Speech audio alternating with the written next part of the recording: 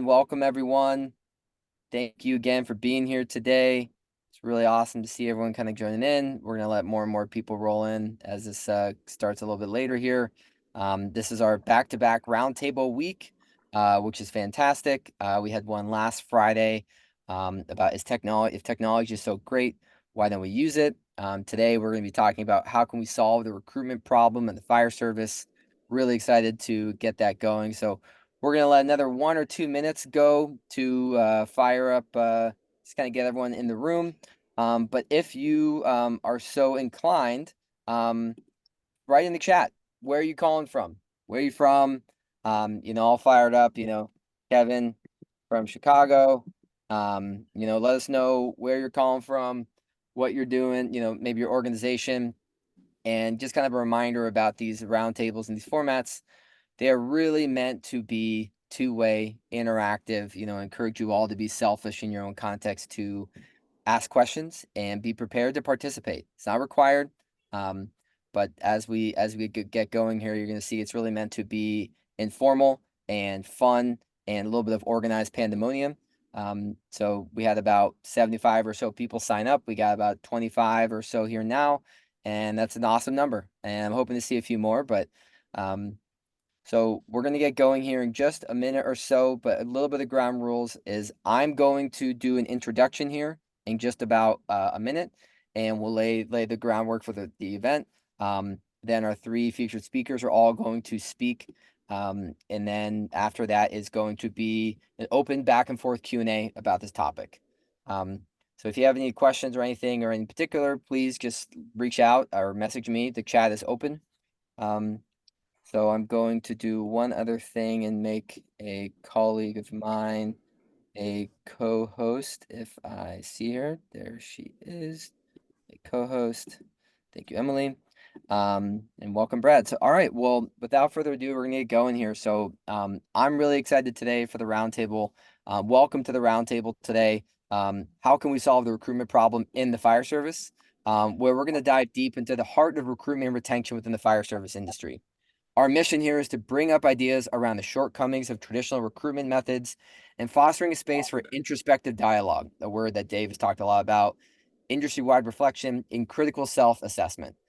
With the participation of fire service leaders, HR professionals, recruitment specialists, I really aim to challenge the status quo here today and uncover some potentially new solutions and how we can inspire a wave of transformative change. So I'm really excited to embark on this together. We have three awesome experts and people who have been practitioners in this for quite some time that I encourage you all to reach out to on LinkedIn. We got Heather Marquez, who's the division chief of Alameda County Fire Department, Jerry Strike, the retired fire chief consultant, and Dave Robertson, who's the owner of FireX Training Consulting.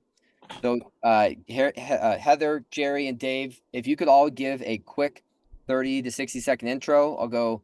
Actually, we'll go in the order that the speakers will go. Jerry, Heather, then Dave. So just kind of quick little intros to give people a bit more context about you. If you could tell us a little bit more about you. So Jerry, if you go first. Sure. Welcome, everybody. Thanks for having me, Kevin. My name's Jerry Strike. I'm from Minnesota. I've spent over 32 years in the Minnesota Fire Service and have held every rank in our area. I retired in 2020 because my part-time job was getting in the way of my full-time job. And I've been working on recruitment issues since 2008. During that time, I've managed over $3 million in SAFER grants related to recruitment. I've established my own local protocols and can honestly say I've never had a recruitment problem. But I've implemented countywide programs and statewide programs and currently working with another state to implement one across there. So thanks for having me. I'm interested in hearing what you have to say during your discussions. Thanks, Jerry. Heather? Hi guys, how you doing? I see a couple Californians online here. So I am from Alameda County Fire. That is a metro department just east of San Francisco in the Bay Area. We run about 48,000 calls a year and about 33,000 of those are medical. So I am the division chief of medical services. Been in the fire service for about 18 years. Came up through the line from firefighter to captain, battalion chief, and now division chief. So one of the things I'm here to talk about today is just some recent studies I did on the recruitment and retention of women in the fire service that I did at Naval Postgraduate School. So I'm hoping to share some of that research with you today. Thank you. Awesome. And Dave. Yeah, hi. That's a great crowd. I love all the faces that I'm seeing. Dave Robertson, 25 years in the fire service. Bounced around a bit, but really had the brunt of my career in California, just down the road actually from Heather. I was in Alameda County. I was in Alameda City. I was also affiliated with Cal Fire, and most recently was deputy chief of training in Ontario, Canada. Kind of got brought back home. I'm a Canadian boy, born and bred. And today I'm probably going to cover more about why I reached out to Kevin in the first place, which is I have some ideas on the misconceptions around a recruiting problem. Love it.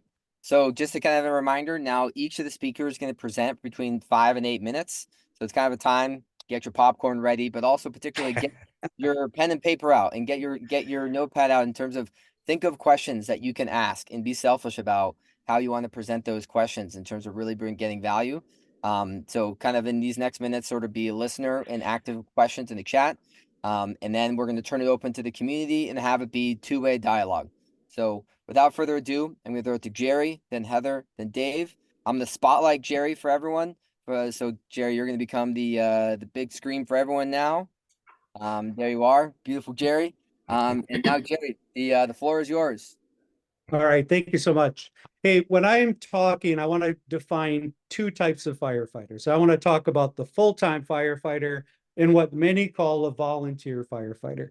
And in many laws across the country, a volunteer firefighter simply means they're not working 40 hours or more and don't have benefits. All right. So let's agree in my discussion, anyways, a volunteer could be actually volunteer working for nothing.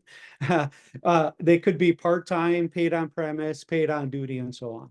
And I also want you to know that I'm talking about the Midwest.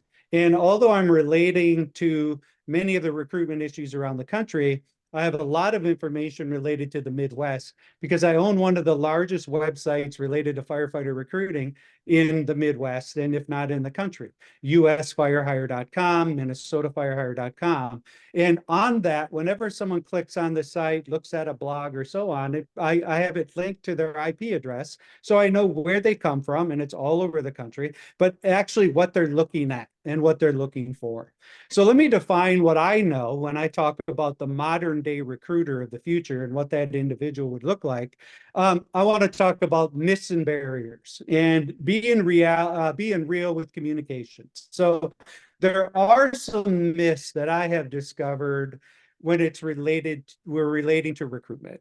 One of the myths is that no one wants to participate in the fire service anymore. Nobody wants to volunteer. Nobody wants to be full-time. Nobody wants to work overtime. Sound familiar? I think that's a myth. In our area, we have more of a retention problem than we do a recruitment problem. And when we talk about generational differences, and the two generations that I'm going to say are on the right compared to some of us who've been around a long time on the left, there's a clash when it comes to expectations, when it comes to flexibility and tolerance and so on, just in the generations itself. I do believe, and I know for a fact, based off data, people are interested in becoming a firefighter, but there are barriers that are hampering them from doing that. So let me ask this question, first of all. If you are the recruiter, or you know someone who is a recruiter within your department, I ask this in class all the time. I'm going to ask it to you today. How many of you on the call right now this is the most honest day of your life.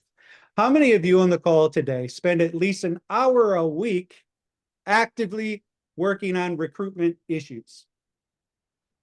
I can't see, but most of the time I have few people raise their hand. Recruiting is now a process, and it requires a strategic plan in order to find the candidates you need, discover their interests, get them through the process, keep their interest, and then actually get them on the floor. It's a process. Recruitment takes time. No longer can we put a sign or a big old display board up and expect 400 people to show up at the door. It's just not happening. And as time has gone on, for some of us who've been around since the 80s, 90s, we've become the Swiss Army knife. So the real question is, are we really firefighters, or are we more emergency responders, community responders? And I know that can take some punches, but we want to be real here and talk about the real issue. Is we have to be serious and honest to the candidates of what we actually do. We no longer are running to fire calls all the time. But I know that people are interested in becoming a firefighter because they're constantly pinging me and asking questions and so on. So the other myth is that we've tried everything. So then I said, well, great. What have you tried? We put the signs up. We went around and we made posts at the local community stores and so on. Nobody's coming to our facility to apply. Well, the fact of the matter is we have to be fully focused on the people hearing these things. And we have to use new technology and all of the technologies of the day in order to interact with them. We have to be able to make sure our screens are optimized. We have to make sure our website is ready. And I encourage you to go to your website today and see if there's even a page that says how to become a firefighter and clearly explain how to do that. So we haven't tried everything. Have you tried streaming? One of the most effective means of getting the word out about the fire service I have discovered in the Midwest is through streaming. Netflix, Hulu, Prime, all of that stuff. It's been really effective to have a little commercial pop up, or hey, have you ever considered becoming a firefighter and a community responder and so on. We have to be honest with if we've really tried everything. And then depending on your department size, I like to talk a lot about fire service models because many of the models are trying to be a full service model. Alameda County, full service. We would expect it. They do everything. They'll mow your lawn if you're falling on the ground and you were mowing the lawn, they haul you away and they'll finish your lawn for you, you know? But is that what a rural department should do? Should we be trying to call our people every day to do everything? Or should we focus on the primary services that we were designed to be technicians at, like firefighters, rescue, heavy rescue, hazmat? But should we do everything? And because time has become the new money, and the fire chief has a direct draw off that ATM time card. And that is known when we're going to call you to the station, right? And because time is the new money, we have to really manage the type of calls they go to so we don't overdraw the time card, if you will. All right. What are some of the barriers? Well, we use a lot of old school techniques and tactics and maybe even mindset toward the new people coming into our organization. In the first year on the volunteer side, in the first year, we try to train them to firefighter 1, firefighter 2, EMT, apparatus operator, blah, blah, blah. And then we say, well, but after the first 18 months or 2 years, if we're going to go back to you just have to carry a pager and come to calls, the family is already introduced to the system of madness of time that gets withdrawn in a matter of 6 months. So looking at the old school mentality as well, is someone like me who's been around a long time, I could say, you know, when I was in the fire service, I used to be at 80% of the calls, and I used to go out there and shine every truck, and my shoes were shined. I had creases down my pants, and it's not you. These new people are no longer you. We have to look at who's coming into the door and what they've experienced growing up and what their expectations are and their view is of the fire service, because believe me, it is different. And finally, flexibility. We have to be more flexible with firefighters' time. If you look at stations today, they look different to me. I happen to be in the station design advising kind of thing too. And I travel around the country and I look at stations, and quite frankly, I'm saddened by what I see when it comes to how we treat our firefighters in their fire stations. But we've lost the big table in the fire stations. We've lost function in there. We can't even come and hang out in the fire stations like we used to. Our full-time firefighters are sleeping next to each other in these crooked little beds. And they're sleeping in beds that, you know, someone who's 250, I'm a buck 80, has slept in for 20 years, and now I'm trying to sleep deprivation and so on. But technology is also a driver when it comes to career fire departments. Is we see two fire departments that are exactly the same. They both have the same benefits. One of them is using cork boards and writing things down on a handheld piece of paper. They don't care about technology. The fire chief there's that stuff's overrated. Back in the day, we used to do it this way. And then you have this department, high tech, you know, they got VR training. They've got all the screens they need. They've got Wi-Fi. They got everything in their system.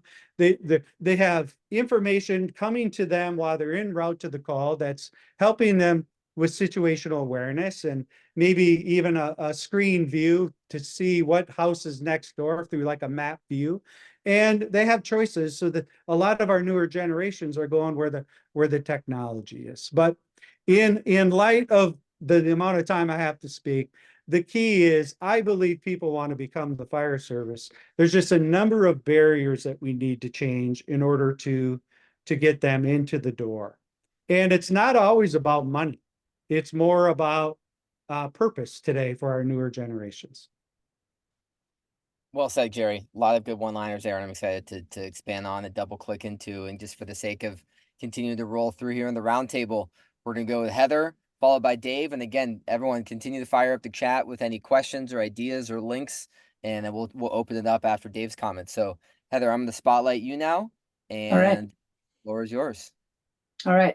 Thanks, Jerry. Thank you so much for that. That is, it's such a, you hit so many different topics, and I know we can get back to it in the roundtable, but I can really appreciate that you're looking at causes, and that's really motivations and causes. That's what I was looking at too when I did my research. So my background before coming into fire service was actually bartending, which is how I met Chief Dave Robertson, who was actually my talent scout. So thank you very much, 2004, for coming into my bar and saying, hey, you should be a firefighter. So it's awesome that we're here today for that reason, because he's been an advocate and a mentor to me. But one of the things that happened for me is that I came in with an anthropological background. I've been studying anthropology at UC Berkeley, which I was really studying human behavior and tribalism, like realizing why people act like the way they do. So coming into the fire service, you can't imagine, for me, it's like a laboratory, right? Like I get to watch all of this unfold, all these primate behaviors. And it's been a blast. But what happened for me coming into Naval Postgraduate School is that I asked a very similar question that Jerry's looking at, saying, okay, I see that there's still people coming to the fire service, but then we're getting these pressures from politicians, city management, and our political leaders saying that you're not recruiting right. We're not getting the diversity pool that we need. We're not seeing as many women as we want to see. So I was in Los Angeles Leadership Academy, LAFD Leadership Academy in 2017. And I met Chief Terrazas, and he said, I'd like to talk to you about this. I'm being pressured by city manager, to recruit more women. Do you have any ideas how I could do so? And he said, I really want to get he wants to see 6.5% women in the next recruit group. And I was like, oh no, you won't get that. And so this started this process where he was sort of amazed. Why can't we just recruit harder? So what I did is when I went into NPS, I took a look at the historical record and the data points and said, why is it that over the course of the last 50 years, it's been since 1974, that there's been women legally allowed to work in the fire service. So at the time of my birth, 1973, it would have been illegal for me to do this job. And it became legal in 1974. Over the course of those 50 years, we've only seen about 4% women in the fire service. That's 96% men, 4% women. So that's with consent decrees, affirmative action, quotas. That's with every recruitment effort that we've made throughout the years, and with different moves in political leadership and societal barriers, everything that has happened over the 50 years. We've had so many changes in our society, but 4% has remained. So I took a look at what that was about. So I use a quote in my presentation that's by Confucius, and it says, "The beginning of wisdom is to call things by their right name." And so I really wanted to go, what's the deal? Why are there so few women? Are we not recruiting hard enough? And I came to a conclusion that it's not about our recruitment problem, it's about our retention problem. And I'll talk to you about what I mean. When I broke down the studies of all the things that were going on with women in fire, the barriers that they were facing, I identified 4 gates. And I call them gates because a gate it has to be opened for them to pass through and either be successful to be recruited into the job, and then they will also need to pass through those gates to be retained on the job. So the first, of course, was physicality, because this job is brutishly physical. We have to have a certain level of standard of performance. We have a gender neutral physical. So I compared that to law enforcement and the military. And I found that the reasons the numbers, the statistics were higher for membership of women in law enforcement and military was because they both have equalizers, which means guns, tools, jets, tanks, all the things that women can do in that job that don't require pure physical strength as they would in combat. When they go into those special forces or into SWAT, the special teams in law enforcement, those have gender neutral physicals, and you see those numbers plummet right down to the same level as fire is at. So fire is at 4% female, and then you see SWAT teams at 0.5% female nationwide, and then you're about 2.2% for the special operations of the military. So we see that as soon as we have a gender neutral physical where women are competing against men, there's going to be a small percentage of women that are able to complete that physical. And then you must retain strong physical capability throughout your life as a firefighter. And a 30-year career is it's challenging for all of us, but women suffer on different levels, especially with childbirth and menopause, things like that, as they age. So physicality was the number 1 gate that had to be passed through. The next I identified was the sociocultural gate. And that refers to behavior. That's the socialization. That's the human behavior. The Canadian Fire Service calls it othering when a person is ostracized or isolated or outgrouped. They call it othering. So women suffer profoundly from othering. They come in not like the rest, and then they're very suspect.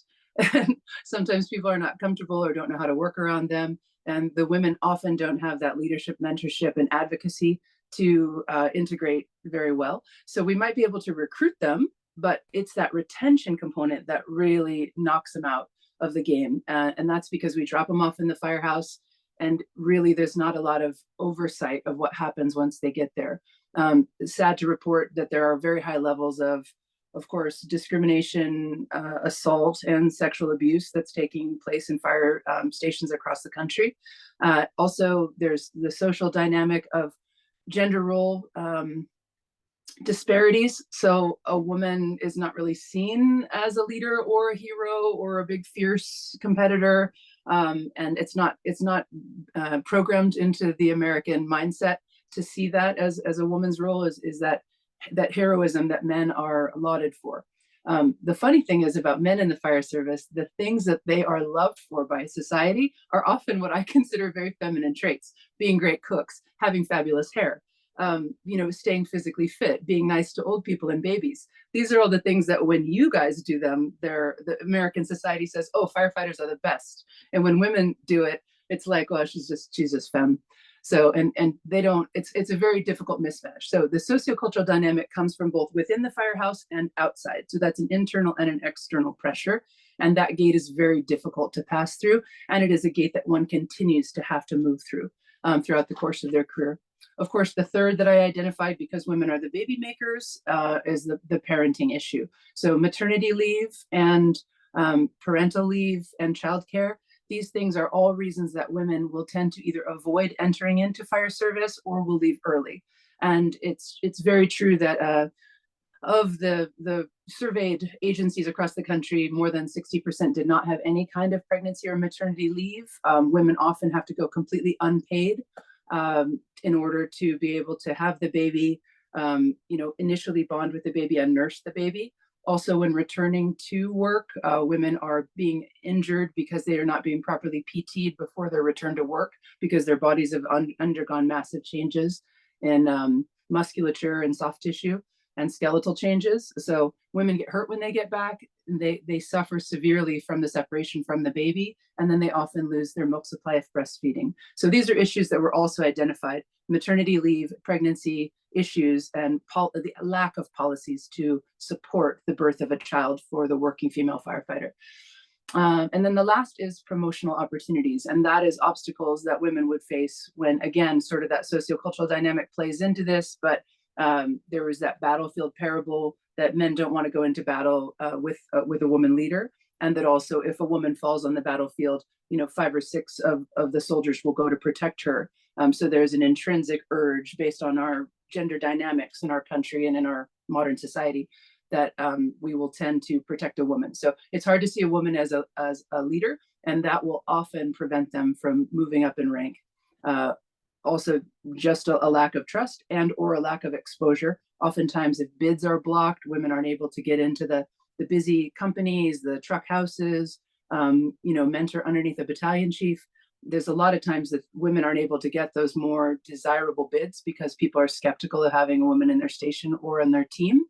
And so therefore they lose that exposure and training and mentorship that comes along with their ability to promote. And the last thing I point out is an amazing book called Athena Rising, and it talks about the importance of male mentorship. Women are often expected to be guided and led by other women, and sometimes there's an absence of women leaders above them. So therefore they are without a guide or a leader. And this book, Athena Rising, talks a lot about the importance of men being advocates and mentors for women, and that how we need to, in an organization that has a 96% male population, we need to make sure that men are comfortable with being the advocate and mentor to other females. So those are the 4 gates that I identified, and I'm happy to take questions about any of that as we move forward. Seems like we can do a whole roundtable in the podcast series just on that, Heather. Thank you so much for the comments. And just going to continue going around. We're going to throw it to Dave now, and then we're going to open up. So kind of everyone get your questions and comments ready. We're going to hear from Dave here for a few minutes, and then we'll open it up. So Dave, I'm going to spotlight you, so we'll see your beautiful face. And I hope it's in focus. I'm not showing I'm in focus on my end of things, but that's all right. Before I jump in, there are 2 things that come up. First of all, I think the audience needs to know that Heather and Jerry and I did not convene ahead of time to kind of say, here's what our message is going to be. And yet I'm hearing both Jerry and Heather and what they're saying, and my message actually mirrors theirs a lot. And I think that's a bit of an indicator that maybe we're recognizing that a lot of what is happening out there, this concern over recruitment, there's this massive recruitment problem, a massive retention problem, might not necessarily be accurate. And I'm going to get into that. But even in the comments for Kevin's post about this roundtable, somebody had commented, we need to call the recruitment problem a national emergency, right? So I'm going to hinge on that a little bit. Second thing is, if you hear paper shuffling, it's because I'm a note taker to make sure that I get to say the right thing. So if you hear me kind of, whipping papers behind me, I'm just kind of working through some notes.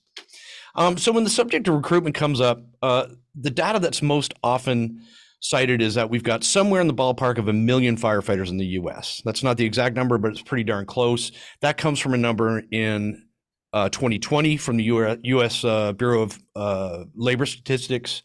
That number is both career and volunteer. And incidentally, anytime I say volunteer in my little talk, I do recognize that it's also paid on call and part-time, and okay, but we're going to call it volunteer for ease of narrative. So that 2020 number of roughly 1 million is a 4% decrease from 2019 to 2020. Okay, so we had more people in 2019 than 2020, and this is the number that's most often cited when chiefs are saying, "See, I mean, we're losing firefighters, aren't we? Look at that decrease, 4% decrease." Well, actually, when you dig into the numbers, couple things come up. Volunteers dropped from 723,000 people down to 677,000 people, which is the lowest number I think in a couple of decades. I forget the exact date, but it's been roughly 2 decades. We've never been that low. Getting in there a little bit, you'll find that career firefighting has actually had a 2% increase, not a decrease. And it's the volunteer numbers that I just told you about, the 723 to 677. That's a 6% decrease. So it nets out to a 4% decrease. And it's that decrease where people are saying, and it's people in the fire service that have a voice that are saying, look, we're losing people. We're losing 4% people a year. And they're ringing it like a death knell for recruiting. Want to make sure I get this. So there's 2 things going on here, right? We've got career and we've got volunteer. And so I'm going to take a look at volunteer first. There's a drop in numbers. Yeah, again, that's 6%. That we have access to right now. So you start looking at it, I kept hearing and reading these alarmist reactions in the discourse. We don't have enough volunteers. Volunteerism is death. Again, it's a death knell for the North American Fire Service. There's definitely a media sexiness around hearing about that little town in middle America that has to shutter, that has to close down because of lack of staffing, right? That makes for good viewership. That makes for a good story. But it's not necessarily true. These are just little anecdotes. Okay, there's actually 25,000 volunteer departments in the U.S. And to think that just because you see that one story and you read that 4% decrease, that is what's truly happening in the fire service is an inaccuracy. So I ended up asking kind of a devil's advocate question, which is, what if those volunteer numbers, that 700 plus thousand, and even greater into pushing 800,000 in some years, what if that actually had us fat? I've never seen that question asked. What if it's possible that the 675,000 that we're at roughly now is actually a more accurate amount of volunteers? I'm going to draw an anecdote just to illustrate. A department that I was affiliated with has a paid on call component. It's a combination department. And I just spoke, knowing I was getting into this talk, I just spoke to the chief, and he has so many people signing up, he doesn't know where he's going to find the money for gear. Okay, now that's only one department, granted, and I know I warn against drawing on anecdotal evidence, but my point is just to illustrate, is I think there's inaccuracies there. So again, what if those numbers, what if we're running a little heavy? What if it's maybe possibly a carryover from the previous couple of generations' willingness to volunteer for the good of their town? That's something that's happening. You also need to look at the migratory patterns of people in North America. A lot of those shuttered fire departments or fire departments that are lamenting the loss of volunteers are in those rural, truly rural areas. Those places that people are moving away from because they're not anywhere close to the urban trappings of modern life that a typical 50-year-old and under wants to have, right? So that's happening in those towns in terms of the migratory pattern. They're moving out. That average age is increasing in those towns. And with that increase in age, an increase in EMS calls, medical calls, because typically the elderly call 911 more often. So it's kind of a bit of a perfect storm, really. Pardon me. See, told you I was serious about taking notes. So let's move over to career for a minute. I'm going to give you another anecdote. I was recently talking to a chief about his department's most recent hiring process. He said, he was so disappointed. We hired 3 people. We only had 30 applicants. I don't know if there's people in the audience that kind of feel that same kind of pain. Oh my God, we posted this. We wanted to hire 5. We got 100 applications. We wanted 500 applications. We just have this really small pool of applicants. So I pressed him a little bit. And it turned out that the 3 that were hired were actually only 2. One was hired internally, not even out of the applicant pool. So that's number 1. He wasn't too sure how long the job posting was up for. He didn't know how it was advertised, except that they used some sort of social media. They had a guy, That was his term. We have a guy in the municipality, right? Ran it for roughly 2 weeks, didn't even know if it was considered effective. That anecdote is illustrative of those laments that we can't get enough recruits, and the quality of recruits forcing us into a lower number of hires or a lower quality recruit. That anecdote leads to the question, is the recruiting or the recruitment problem even real? Is it even a truth? Is the discourse over this being driven by these kind of anecdotes, these stories?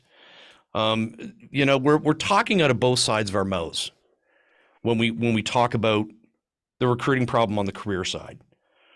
Today's firefighter is the most highly trained in the history of firefighting. And our hiring processes are incredibly vigorous.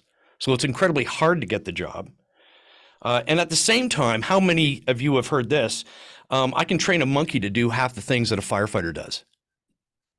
Right? Or what's another one?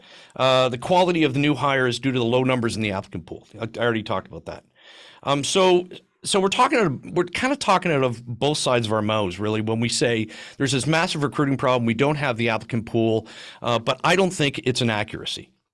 So I'm going to take a bit of a gear switch here and take a look at the messaging, which is really very much what Jerry was talking about, and to some extent what Heather was talking about as well. Picture the typical job announcement, and it is a couple of fresh faces. They're in full gear. They have soot on their face. If you're really progressive, one of them is a person of color, another one's a female, and they have flames in the background, typically, right? And we say, come join us. This could be you, and this is really volunteer or career, but right now I'm concentrating on career. This could be you. Come join us. Well, today's recruit is far more informed than previous generations. It takes them about a half an hour of fundamental research and watching YouTube videos of a day in the life of a firefighter to really see that this is a very hard job to do. B, 5% of what we do is fire. Okay, I understand we all want to have them play into that myth and get them to fill out the application, but it's not a truth. And we're trying to pull the wool over their eyes because they are far more informed. They also know it's a 24-hour job. They know it's in some places even a 48-hour job. It's a grind. It takes a horrendous toll on a human being. So when we put all that in front of them, when we message all that in front of them, is it any wonder that this generation is like, you know what? I don't know if I want to do that. I think Heather Marquez, we were speaking recently, and what did you call firefighters? I think you call them street janitors that get dirty, right? Yeah. It's going to be 3 a.m. and you're going to have any manner of body substance on you. You're going to see these horrible things. You're going to see people that are essentially this blob of jelly made up of blood and bone, and they're still talking to you. And we don't sell that. We're trying to BS them into buying into a myth that is 1 and 2 generations old, if not older than that.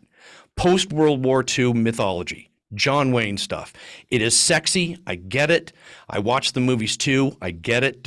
That's a whole nother talk. That's a whole nother rabbit hole that I go down to, which is media discourse and the BS of the really crappy shows out there. And I don't know who's watched Fire Country lately. I think we have a Cal Fire guy on here. So we're not messaging right. So having said that, couple of solutions.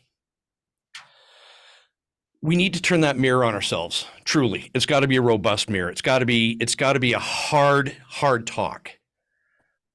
We need to fully ask the questions, is our outreach working? Are we actually capturing data to get a clear picture of our efforts? Are we reaching out to new recruits after they're hiring and asking them about their experience with the process? Are we speaking the right language?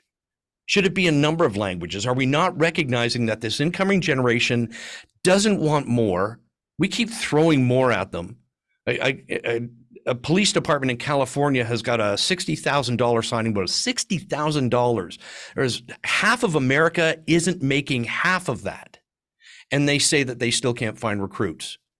So when you in turning the mirror on yourself and asking that hard question, you also need to recognize this generation doesn't want more, they want better, and they want different. They want better in terms of time off. They want better in terms of access to care. They want better in terms of the promise of a non-toxic workplace and a supportive organization. So solution number one is capture the data and mobilize based on that. We need some data to see what is working and what we're doing, whether or not it's not working, and why. Number two, we look at the career firefighter that requires a higher level of dedication from the recruit to even enter the application process. There's an investment before they're even in uniform, financial, emotional, sweat, and time. So solution number two is part of culture change. Stop the noise. Stop the BS. In doing so, we're demeaning the caliber of these applicants. Right? Stop saying I can teach a monkey to do this, but you really should come and join us. Right? You need to recognize the sweat equity that goes into them even putting their name on an application. I think we need to elevate applicants a little bit. So there's that. They're coming into us, resume in hand, dying to come on board. We still look down on them. Let's stop doing that. The last solution, I believe, is let's step away from the window in the sign in the window mentality, right? The old now hiring sign in the window. I had the opportunity to be on a peer grant review, I believe, same as Jerry. Excuse me, guys. I was reading narratives from fire departments all around the United States that are looking for funds for recruitment and retention efforts. Now, I don't have a hard number, but I was reading narratives for 2 weeks. And somewhere in the ballpark of 75% of these were asking for money for a sign in front of their firehouse. I believe, Jerry, you said exactly that, didn't you? Is that where, the sign in front of the firehouse just doesn't work anymore. They're not looking at it. Right? They're driving by and we're giving them a phone number. There's a joke out there that the least used app on my phone is my phone. Okay, so they're actually not even they're not gonna call us. Okay, so we need to figure out how to really start talking to them. We need to optimize SEO. We need the employment of marketing consultants to aid in managing our messaging.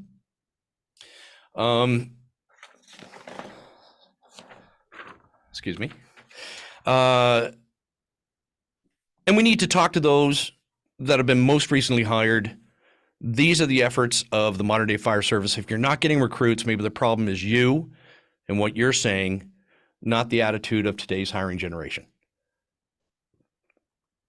Dave, fire comments, and all those went a little bit longer than I expected, but all three were again, could all be individual podcasts and roundtables to itself. And Dave, one comment you said particularly that really resonated was turning the mirror on yourself in terms of, not just enforcing some of these policies of what worked in the past and thinking that it's going to work for today and embracing that generation's change and applying it. So a lot of nuance and cultural challenges there, but now we have at least another 20 minutes that I want to just open this up for kind of open Q&A and sort of a organized pandemonium. There's a few of you have your camera off. Obviously, also, if you want to just raise your digital hand or your physical hand or whatever it is, by all means, come on out. And, but if you could tell us quickly who you are and then drop your 2 cents. I want to get this going fast, so please don't talk for more than like 90 seconds at any given point. And just trying to get this going back and forth as much as possible. So I'm seeing a few people with their cameras off now. I'm seeing Jason, Rick, Brad, Bob, Tim. I'm just gonna voluntold some of you. I'm gonna look at Jason and Rick first, and I'll throw it to Brad, Bob, Tim.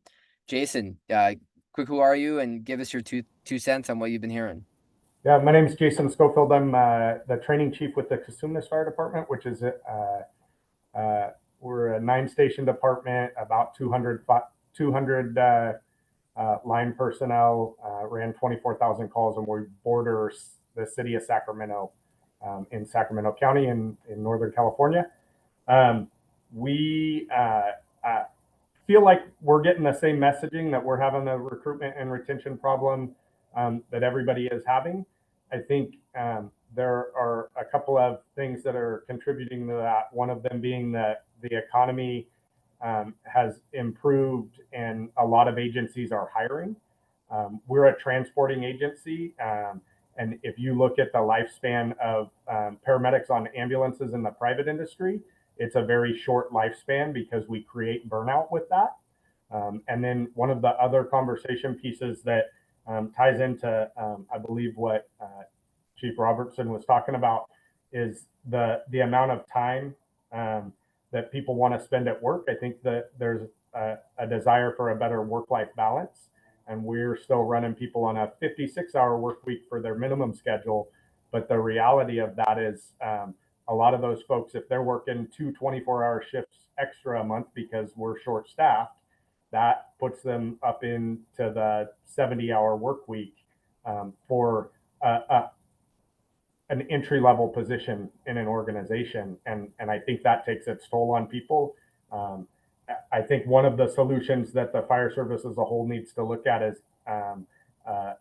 closer to a 40-hour work week, which includes adding another shift to a lot of agencies. So you have 4 shifts type of thing. And I think that's one of the things that will make this a more desirable operation for the generations to come. And it's something that I think has happened in the Pacific Northwest and some larger agencies, but I think the rest of us should be looking that way for the future. So. Heather and Jerry, Dave, quick thoughts, rebuttal on that? Thoughts on that? Heather. Yeah. Go Hi, Jason. ahead. You're my neighbor. Yeah.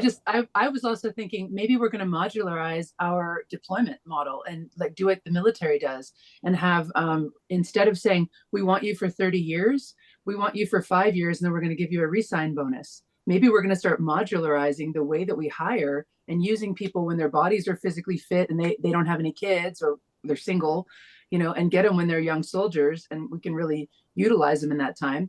And then do more what the military does is, you know, a 20-year span is a full fire service career. Who knows? I know it doesn't match our pension plans, but maybe that's the wave of the future with the mindset of the new worker. Yeah. Jerry? Yeah, I agree with that. My youngest daughter is a career firefighter, and she works a 40-hour shift, and she loves it. And when I talk to her about a 24 or a 48, she says, I just won't do it. I'm not going to stay overnight at work and have a couple days and try to recover. So I agree. Coming up with a new shift process for options anyways would be beneficial. So for me, it's less of a statement on what you said, Jason, and just a food for thought thing. So I straddled both the Canadian and the American Fire Service.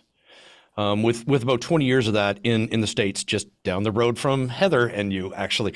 And in Canada, they typically do work a 4-shift system, not a 3-shift system like most of the U.S. So it works out to be about 7 24s, depending on how that shift schedule is set up, roughly 7 24s every month. And they're still seeing a lot of burnout. I'm gonna kind of quasi quote Heather from a previous podcast where she was talking about the typical human being sees somewhere around 4 traumatic events in their lifespan. Typical American firefighter sees somewhere around 800. Okay, well let's Canadianize that with that one shift more. Typical Canadian firefighter is still seeing 500 traumatic events. So I think that's part of the equation, Jason, is a better time management for these employees, for these crew members. But I also, just as a food for thought, I don't think it's a silver bullet. I think just by the sheer stuff that we see is also a tough part of it. Yeah. Thank you for those comments. Just one other thing that I wanted to add more informational for the group. We did a hiring. We have an academy going with 24 individuals right now. Our neighboring agencies, also much larger than us, both started academies at the same time, and they weren't able to meet their recruitment goals. We had about 32 people on our list, and when we asked the applicants why they chose to stay with us, one of the answers was we call them coffee house or firehouse chats. And basically we opened the firehouse to let them come in. Like we did it at about 8 different times at different firehouses, had coffee, donuts, bagels, and let them come in for 2 hours to come in and talked to the folks that were working in the station that day and really invited them in and kind of showed them what, let them ask questions about the process, what it's like working here, all of those types of things to create a more inviting environment. And we feel that that was a big part of our success in getting enough qualified applicants for this process. However, it's significant. Connection to the organization before they're even applying. That is, I think that's fantastic, which speaks to, this is one of the things when we talk about people don't necessarily want more, they want better and different. And I think that's something that's different, right? If you're opening the door right away and saying, welcome, we don't even know if you're going to apply, right? I think that's great to hear. Yeah, absolutely. Beautiful. Continue going around. I see Rick, Tim, Bob, Robert, Brad, but let's go Rick, then Tim, as far as question, thoughts, comments, anything you got here. Yeah, I kind of have to agree with everything everybody said. I spent 28 years full-time with CAL FIRE, but that all started back in 1988. I retired as a battalion chief out of the Riverside unit of CAL FIRE. And my battalion actually had, as Jason was talking about, some of the challenges. We were a transporting unit, paramedic, dual paramedic transport unit. I had 7 transport ambulances, 6 ALS engine companies, and a truck company that cross-staffed a urban search and rescue unit and a swiftwater unit. So, and we ran just in that one battalion covering 3 separate cities. We ran 17,000 calls a year on that. And that's on the CAL FIRE schedule of 72 hours a week. We also were the feeding ground. During the time I was there, I lost probably 40% of my staff to either other departments or promotion. At one point, I had 48 paramedic post positions and I had 23 individuals currently assigned to my battalion. We were working guys 10 to 14 days in a row on a transport ambulance running 20 calls a day. And that was on a 72-hour straight shift. So what we wound up coming into was everyone to get out. I watched people quit a job that many of us that have been around for a while fought tooth and nail to get to and competed against thousands of other people to get to these jobs. And I watched them walk away from the profession because of it. And I do agree that it is a retention problem, not a recruitment problem. CAL FIRE is making strides to fix that right now, but it is it's going to be a challenge that we're going to face throughout the entire process right now. As I've heard it called over and over, it's a meat grinder. Look, we all expect it when we get into fire season to work long hours. And I'm not talking about being just in wildland. Just because to support the wildland mission in California, CAL FIRE tends to take a pretty big brunt of that. But you could be stuck in the fire station, not out on a wildland fire where you're working 24 on, 24 hour off. You could be stuck in the fire station for 21 straight days. And that is hard on the body. It is hard on the mind. And even as a peer support team member, we were challenged with that. I mean, I don't know what you say to somebody when they tell you, I got to go home because my wife is packing the house and moving out. And so that becomes probably some of the biggest challenges that we see throughout this thing. I retired at the end of 2019 and went to work. I missed the COVID pandemic, but I know from my replacement, who called me pretty regularly, that it was brutal trying to staff it, and it still is brutal trying to staff people. And I don't know how you explain it. I think the transparency that Dave spoke about is really important, but who are you going to get to sign up? Tell them you're working 24 days a month. Yeah, you're going to make great money, but you've got nothing else. When I first started the fire service, they had a mindset of, if we wanted you to have the family and children, we would have issued them with your turnouts when you got them. And I think that that's probably one of the biggest challenges that we face now is this world does want different. They want work-life balance. They want that. But many of them also want the perks of what the salary has gotten to. And many of them want the overtime on their terms versus what else is going on. So I think that's probably the biggest challenge we face. Now, stepping over to the private side, we face the same challenges because we've got an even thinner pool with the agencies grabbing the really desirable candidates or wanting a candidate, and the candidates wanting to move into that. We become a training ground and a revolving door. And that's a big deal for a lot of our agencies now. I'm going to jump in on that. First of all, Rick, you have the coolest background of the whole roundtable. Excuse me. Second thing is about retention. It's about retention and not recruitment. Sorry, guys, I'm nursing the tail end of a cold. Retention problem equals recruitment problem. If somebody's going to leave, we've got to recruit to fill that leave, right? And the last thing is just a thought, is the fire service in general, we've kind of shot ourselves in the foot. We're transparent. We're on podcasts all over the place, right? We're telling everybody about how hard this is, the toll it takes, et cetera. And that's the right thing to do. Now you're 22 and you listen to a knucklehead like me on a podcast talking about how PTSD had me circling the drain for 4 or 5 years. But hey, come on board, right? So yeah, it's that part's a conundrum. I 100% agree with you, Dave, because that is the challenge. And even when we walk away from the career, the damage was done. And I think we do a decent job telling them. One of the programs that I've been building right now for one of the that I've built is a program about resiliency. That's a pre and early service thing, talking about how do we become resilient in our careers. And I think prepping families and forewarning them right now is the first step to that. So the resiliency and the battling PTS and the battling of the depression and the battling of, I got to go home.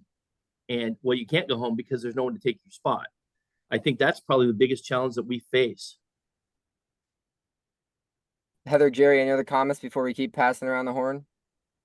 I'd love to hear from some other people before we have to close. Yeah, and we'll go a little bit over because this has gone longer. But I see Tim, Brad, Bob, Robert, Jose, LACCD. Like I can chime in, Kevin, if it's okay. Yeah, please. Let's if we can keep comments to like a minute or less here, just kind of like drop thoughts, comments. Let's kind of rapid fire here.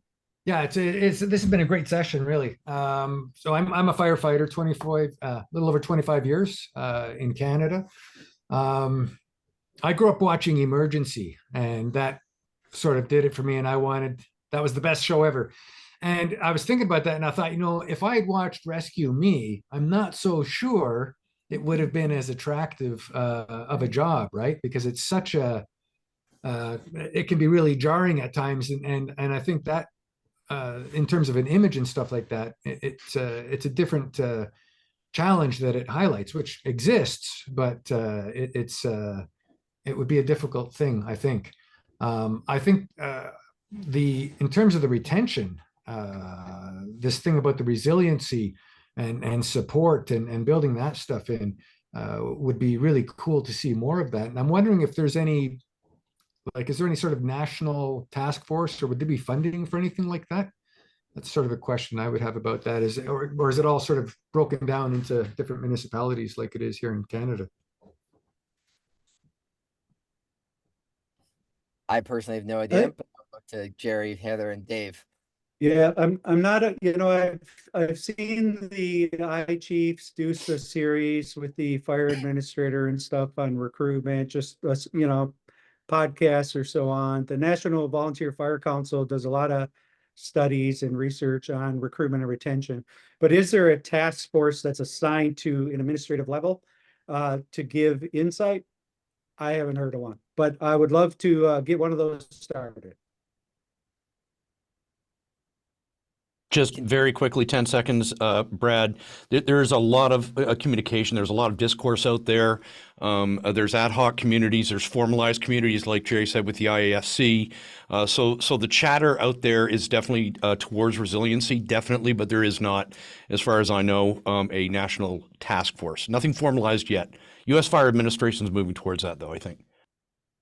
One more thing, I totally agree. And if anyone asks me, what's the one thing I could say about recruitment and retention? I would say it's the number one safety issue related to the fire service that there is. If you're looking left and right and you're short staffed, there's only one other individual that can pull you out of an IDLH environment. That's another firefighter. And in our area, we're hearing in route with one, in route with two. It looks like there's a ton of people coming because there's assets all over the place, but they only have, two people on a rig. Yeah. So it's a huge safety issue that we all need to focus on. Tim Sashko. Good afternoon, everybody. I was chief a couple times, suburbs of Chicago. I'll keep it short here, a little under 40 years in the business, and I do national recruiting for chiefs now. Couple of points. I've been in public health for 22 years and chairman of the board of the Lake County Health Department. First of all, I like the concepts. I mean, Heather, Jerry, and Dave, thank you very much for what you've said, because collectively it means something. We can see there's a lot of moving parts to this. One, I think we need to change our cultural approach to what's going on in this business. I think, Jerry, you said it earlier, are we really the fire service anymore? I've argued this for years. And I sit on Darley's advisory board, and I know that's our book of business. But at the same time, when you talk about 15%, 10%, whatever it is, it's the fire service and the rest is EMS. I think we're blowing it now with the very branding of what we do. Now, number two is the fact that casting that wide net without a focused approach to different people, I think, is also where we're making grave mistakes with trying to find people. We go out and throw out a net and looking for a marlin, and all we get is, the potential of a lot of little fish. Number three is, to Heather's points earlier, and I think it's so critically important about the future, especially with as much of the businesses we're doing in EMS. I think, first of all, the cultural shift has got to be, we got to get out of DEI. It's IDE. If you don't have inclusiveness before you have diversity and equity, forget about the rest. I run into this in public health all the time, and everybody shoots. It is the old, ready, shoot, aim approach when we use that categorical reference to that. And I talk to my clients about that a lot. So I think we also need, my last point is in this focused approach, think about what we do. Now, I get it in some areas. I mean, I'm based out of Chicago area, so we're fire EMS based since 1972. It's our book of business. We do full transport and everything. My point being is that think about the type of caliber of people that we need in service to our communities. Jerry, you said, are they firefighters or emergency responders? They are emergency responders, and we need to go after the brains that work in that area. What are they? Psychology majors in college. You ever think about that one? And let me tell you why. Mommy and daddy spend $250,000 on a grad degree from Penn State University to come out in my area in the Chicago market and make $51,000 a year. It's bogus. But that's a target audience that we can go after. And again, we'll find the mixture of the inclusiveness and the diversity and the equity that'll go into that by looking at these other strategies of where people are focusing their attention and what they're studying and drawing them into the mission of what we do. My last point is, and this goes back to the firefighting EMS component tied together. I had a hockey coach when I was a kid up through junior college that told me one thing. He said, if you can skate, I'll teach you how to play hockey. And I think that's what the fire service needs to do, is look at this EMS factor with mobile integrated healthcare and what we can do for our communities, provided that that's the core of their business, which in a lot of cases is across the country, and start manipulating that. And manipulation is a little bit of a strong term, but aim in that direction so that we can have a better approach to what it is that we're looking for. Thanks for the time. If you can skate, I'll teach you how to play hockey. I love that. Well said. So I want to continue. I personally have an 8-minute hard stop, so I want to keep going around a bit more. But I see Robert and Jose B at looks like LA County, but Robert, I'll throw it to you. If you want to add any thoughts, comments, questions, 2 cents here. Yes, this sort of follows up on the PTSD. I wonder if we are becoming our own worst enemy as we see more and more news stories about the risk of cancer among firefighters being higher than for the general public. Is that discouraging people from wanting to become firefighters? I relate that to, I'm hearing there's a reluctance among a lot of parents to keep their children away from playing football because they don't want, as Alan Brunacini would say, they don't want little Throckmorton to get hurt. So, we have a overprotective group of parents, perhaps. I don't know. My second question is, and maybe this is for Jerry, he mentioned that he sees some terrible things in fire stations. And I'm aware of at least 2 fire stations that are recently built that included, and this is for combination departments, they put gas log fireplaces in their day rooms. One of them even put an additional gas log fireplace on the outside patio. And what they're trying to do is just make it an inviting place for especially volunteers to come and be at the station. And just sort of a comment and a question there is, what can we do to improve fire stations? Sure. One of the things right away, I wrote in Firehouse not long ago. It's getting some traction. In fact, I just talked to Peter Matthews yesterday on a podcast related to what I call a recruitment pod, a paid office desk. Everybody during the pandemic was locked in the house. They had to take Johnny and Susie's room and convert them to offices. Why don't we use public space to convert that into offices so people can, in the volunteer side, can use an office space at the fire station, the Wi-Fi, the fitness center, whatever they have, in return for service during critical times. Just sign it out. And that's really easy to do. We often have a ton of space in our fire stations. And you can find that article online and read it, but I put a bunch of ideas in there. There's tons of topics to talk about related to station design. How about a silent station? What does a silent station mean? Why are we listening to everybody else's madness in the fire station? Why aren't we using research that says, piano music actually calms us, actually keeps us in a good mood? Why am I listening to a 14-year-old that is in their closet hanging when it may trigger PTSD for the 14-year-old I had back in the day? I don't need to hear that ever again. So open spaces, big tables. People laugh when I say an 80-inch flat screen with a PS5. They're like, why would we do that? That's because we want people to come into the station to feel like they could actually come and play a game or maybe even watch a football game. So we can talk online off that regarding that. There's lots of great station design ideas out there. 10-second comment. There's a fine line there, though, Jerry and Robert. Right? I mean, I have a bit of a thing. Like I jokingly say that the last thing I want to see in a firehouse is the black recliner. We can't say it's so hard to train on all this stuff and our bandwidth is just stretched to the limit and there's just, you know what? But let's make it, so comfortable that we want to bring in volunteers as like that's a tough balance to strike. Just food for thought. Continue just a few more comments, and we do have a hard stop in about 5 minutes. Bob, I see Mike as well. Josh Jose, I believe, but or anyone else is that their cameras on.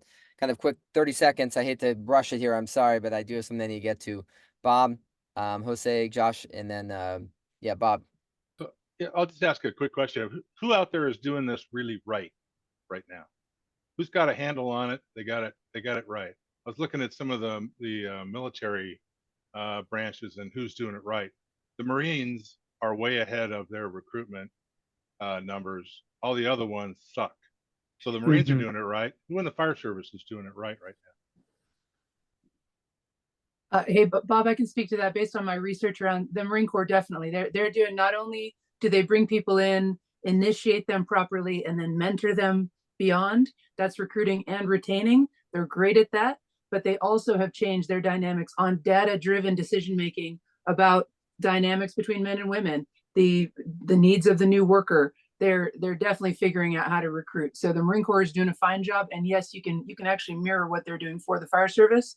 And as for women in the fire service, Ontario, California is doing a fine job. Dallas is doing a fine job. But I think that those people that are reaching out to the demographics in their area and they're adapting to the needs. One of the things I'm finding in my area, because I'm in a very culturally diverse region of California, we reach out not only to the individual, like the kid, but we look to their families too, because often you need to get their approval of the elders in that family, especially if they're from foreign countries and they're first or second generation immigrants. That you need to get the approval of the grandparents in the family and to teach them that the American Fire Service is legit and it's not like the place that they came from. That's one of the things I'm working on where I live. One last question is to a little bit to the maybe a central research kind of thing. I belong to the Firefighter Psychology Association. I have a master's degree in psychology and one in emergency and disaster management. I was a lieutenant at the Kent Fire Department and then went into private sector stuff for a number of years as well. one of the things I think might be helpful is really high quality research into this issue, and a number of issues, and really get some the PhD level folks behind it to support that kind of research that's really carefully, real high quality research to say what's the real cause, what can we really do, what's effective, what's not, and maybe that, I think that would be really helpful, because the research I've seen is very limited, and some of it's frankly marginal sort of quality. So I think Well, that would really be helpful. you kind of beat me to it, Bob, and it kind of dovetails to your first comment, really, and that's you're asking who's doing it right. Well, we kind of don't know, right? There's not enough data out there. There's nothing really empirical out there. It's a whole lot of noisy, media-driven hooey, in my opinion, which is why Heather and Jerry and I all came here with essentially the same message, which is, don't believe the hype. Mhm. We need more data. There are departments across the country that are doing it well for a number of reasons. But Bob, if you're part of an association that focuses on firefighter psychology, that's the perfect nonprofit for the SAFER grant. You can apply for a SAFER grant to focus solely on the psychology of the fire service. And that's how movement is made, collectively. I'm going to put that link in the chat here, the Fire Service Psychology Association. I know Kirsten Wanlow's doing a great job. Yeah, Kirsten, I just started with them, and I'm not sure where they get money, but that's great. Yeah. That's a great idea. Thank you. So I'm gonna let there's a few other people, Josh Hosea and Mike Hermel. I see you kind of been there. Josh, if you want to say anything, just kind of keep it quick. Sorry to feel like we're rushed here, but Josh and then Mike, any sort of quick comments, and then we'll close up here. Hi, everybody. Yeah, I don't know if you're calling me Josh. Jason Hosea. Jason Hosea. I'm sorry, Jason. Yeah, no worries. No. Long Beach, Assistant Chief Operations. Hi, Heather. Hi. Yeah, just quick comment. Appreciate everyone's comments. I think everyone's on the money. One of the things that I've really been struggling with is I think our recruitment efforts are strong. I think once we get people into our organizations, that's where we drop the ball. I think we make a lot of promises to people coming through the door, but we haven't been able to solve the people that we have in our organizations to buy in on what we're doing, right? You hear about, hey, we're lowering the standards, we're doing all these things, and it really just creates a toxic environment. Hey, this isn't what you sold me. And I think someone mentioned this earlier, but that's a challenge for me and my organization, is getting the masses to buy in on what recruitment is doing, right? We're doing what we need to do by getting people in the door, but once they leave the academy, and then we kind of put them out to the wolves out in the field, and that's where we start losing people, and we have a retention problem. So that's one of the areas that we're struggling with, I think, moving forward. So appreciate everyone's comments. Jerry? Quickly, that's a whole nother podcast talking about the people within the fire service. If we tend to have more fires inside the station than outside the station. Yeah. And until we collectively fix our own house to make sure it's welcoming and inclusive and people are properly onboarded, this will always be a problem for you. We tend to have more fires inside the station than outside the station. I'm writing that one down, Jerry. And I see Mike Hermel, if you wanted to just kind of a quick kind of comment, and then we're going to close up here. All right, thank you. Yeah, I'm Mike Hermel, CEO of Vortex. As a entrepreneur, I've seen a lot of recruitment issues in other businesses and retention and all that kind of stuff. And a couple comments along that line. Having mentors is a very important thing for any industry, no matter what it is.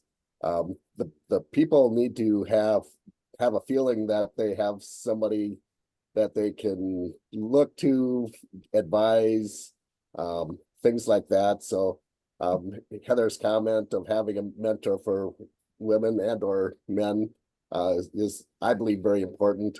Also, I kind of like Heather's idea of having a 5 or 6 year review bonus type thing for retention. I think that would make a lot of sense.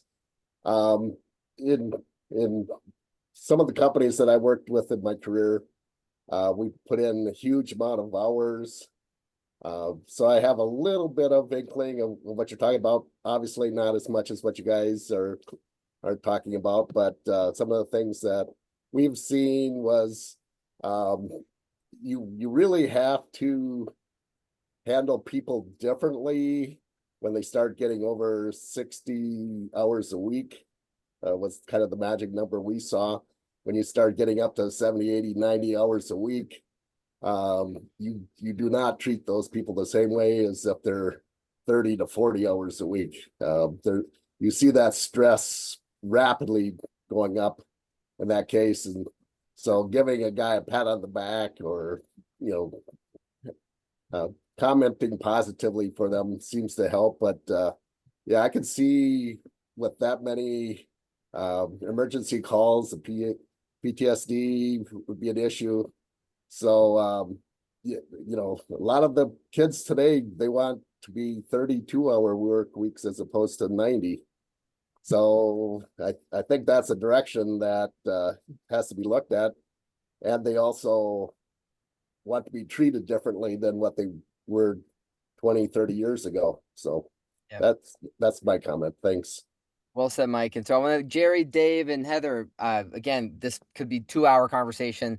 I got to get going somewhere, and I apologize. I shouldn't have double booked myself here at the end. I knew this would be longer, but Jerry, Dave, Heather, if kind of final mic drop moments, and then we're going to close out here. And obviously with this, the people need more. So final comments from you three. My comment to Mike right there, we're just looking for a hybrid option to satisfy the new workforce. As soon as we can figure out how to do hybrid firefighting, I think we're going to be in the money. So let's work on that. But thank you. It's been a pleasure to meet everyone today. Thanks, Heather. Jerry? Yeah, thanks for being here, everybody. I think really it has to be different. If you're looking at recruitment and retention as this simple thing, we really need somebody who's strategically focused on it, and there needs to be a strategic plan, PLAN, plan on recruiting from the inception of the application all the way through the onboarding process. And in the HR world, onboarding is a 6-month process. It's not the first week. And we lose more people in that period of time than any other time, but it can be done, and it just takes time and effort. And Dave, the genesis, the founder of this conversation. It's because we've had so many great conversations. Thanks everybody for coming here. And just a real quick, I'm just going to go right back to the beginning. And the whole reason why Kevin put this roundtable together was the need for industry-wide, culture-wide self-reflection. We really need to turn the mirror on ourselves and quit all this knee-jerk, alarmist, oh my God, it's horrible out there. Let's take a look at what we're doing, how we're doing it, whether or not it's even been effective. Is it effective? Somebody had asked about what departments are being effective. Let's take a look at that and model after those. But we need a deeper look than just the current cultural-wide groupthink that's going on in the fire service, which is recruiting is horrible, and then putting a period on the end of that. Yeah. Well said. And obviously this is something that, while it does seem like quite a big obstacle and challenge that is plaguing and a major crisis across North America and in the world, there are some creative solutions that we've talked about here. So look for a recording, look for a learning document link from everything here that will be found online.